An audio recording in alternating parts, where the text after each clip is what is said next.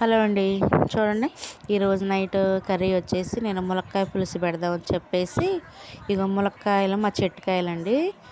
బాగున్నాయి, లేతగా ఫ్రెష్గా ఉన్నాయి. వాటిని అయితే తీసుకొని చిన్న ముక్కలుగా కట్ చేసుకున్నా. ఉల్లిపాయలు కూడా చూడండి, పకోడీ చేస్తాం కదా మనం, పకోడీ చేసినట్టు సన్నగా అట్లా కట్ చేసుకుంటే పులుసు చాలా బాగుంటుందండి. చిన్న చిన్న ముక్కలుగా కూరలో కట్ చేసినట్టు చిన్న చిన్న ముక్కలు కాకుండా ఇలాగ పెద్ద పెద్దగా పొడవుగా కట్ చేసుకుంటే పులుసు కర్రీలలోకి చాలా బాగుంటుందండి. పులుసు అయితే తినేటప్పుడు అయితే ముద్దకి ఆనియన్ పీసులు తగులుతూ ఉంటాయి, చాలా బాగుంటుందండి.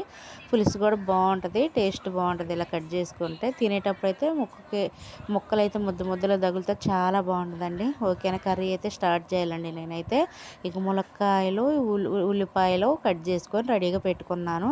కర్రీ ప్రాసెస్ అయితే స్టార్ట్ చేస్తాను. చూడండి ఎంత సన్నగా కట్ చేసుకున్నాను. పకోడీలు చేసుకుంటాం కదా, పకోడీకి ఎట్ట కట్ చేస్తామో సన్నగా పొడవుగా అలాగైతే కట్ చేసుకున్నానండి.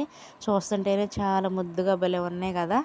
ఇగో చూడండి, ఇవన్నీ మనం ఇలాగ విడదీయాల్సిన పని ఏమి లేదండి. తాలింపులో వేయంగానే ఆల్రెడీ అవి ఇక సపరేట్ అయిపోతాయి. ఓకేనా, మరొక వీడియోలో కలుద్దాం ఫ్రెండ్స్. బాయ్.